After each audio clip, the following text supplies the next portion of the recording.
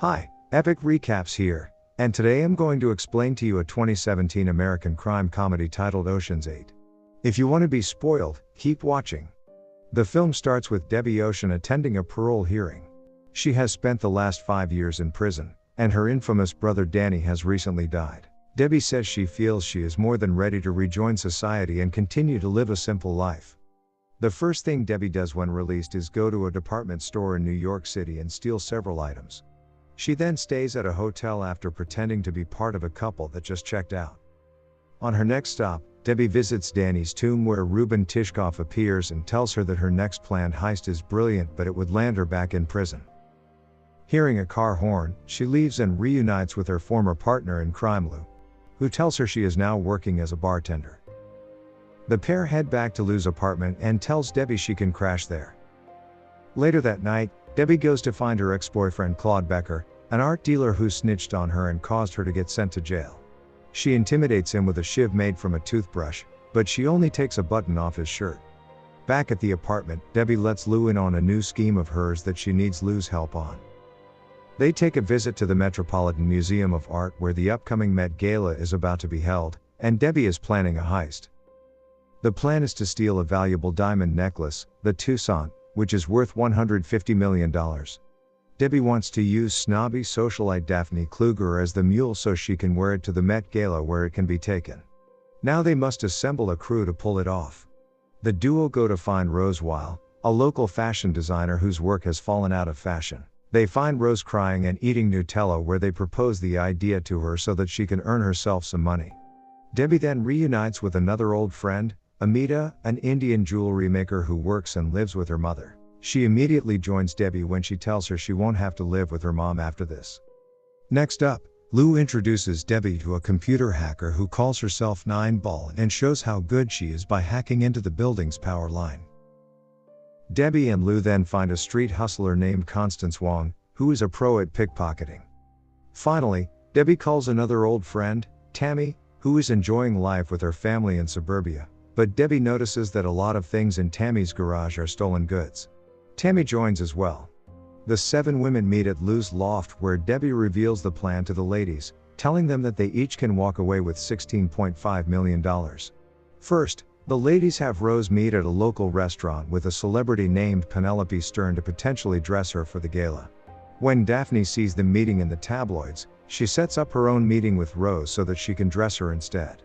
Then, they arrange for Rose and Amita to see the Toussaint so that the necklace's owners may be persuaded to let Daphne wear it for the gala.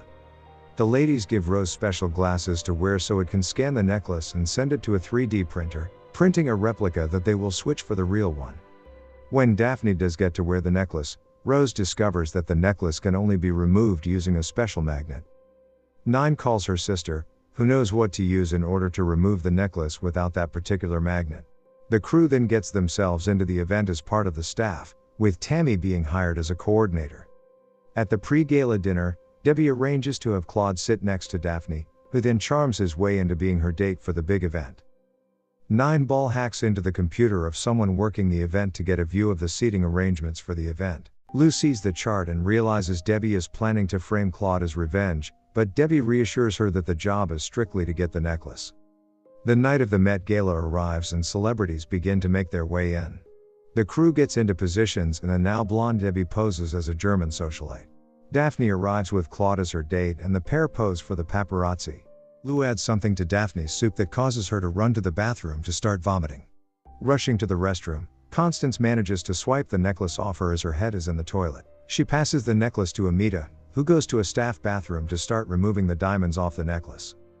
After Daphne leaves the bathroom, her bodyguards notice that the necklace is missing and they lock the place down as they go searching for it.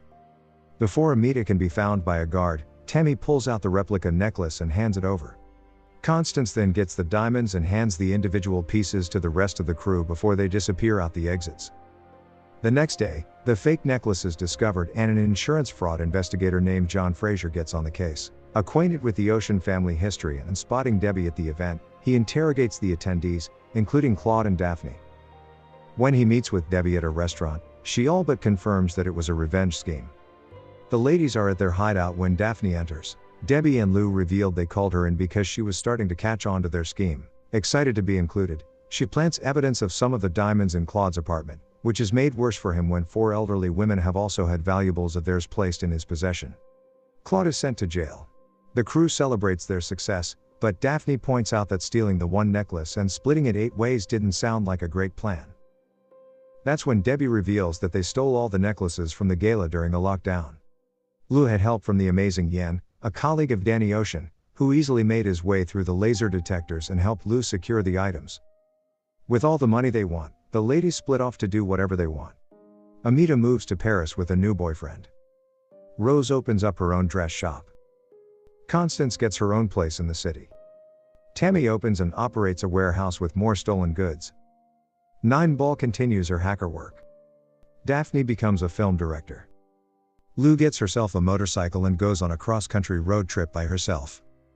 In the final scene, Debbie goes back to Danny's tomb with a martini to tell him, "You would have loved it." Thanks for watching. If you enjoyed the video, leave a comment down below. For more movie recaps, don't forget to click the like and subscribe button. See you next time.